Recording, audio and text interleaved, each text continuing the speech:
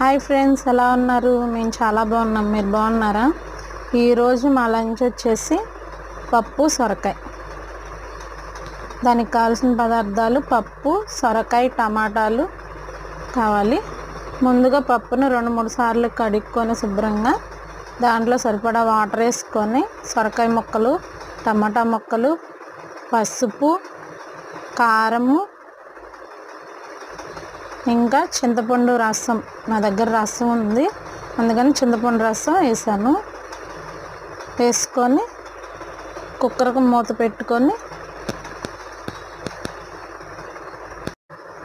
Friends, నా ఛానల్ని subscribe అవ్వండి ఫ్రెండ్స్. లైక్ చేయండి, షేర్ చేయండి.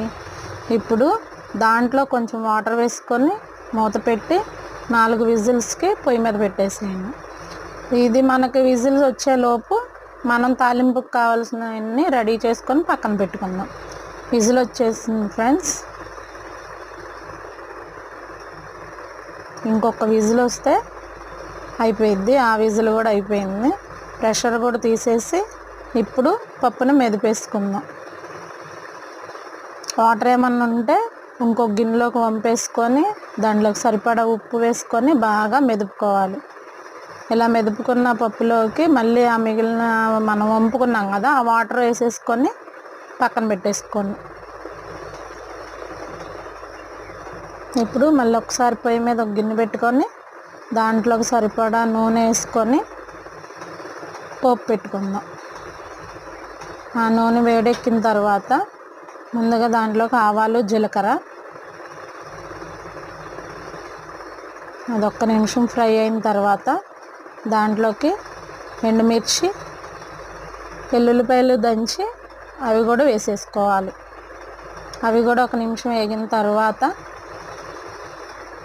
ఇప్పుడు దాంట్లోకి పెద్దల్లిపాయలు వేసుకొని అది కూడా ఒక నిమిషం వేయించుకోవాలి.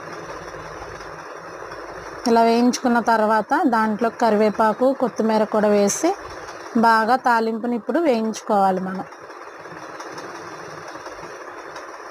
ఇలా వేయించుకున్న తర్వాత దాన్ని పప్పులోకి వేసుకోవాలి. ఇప్పుడు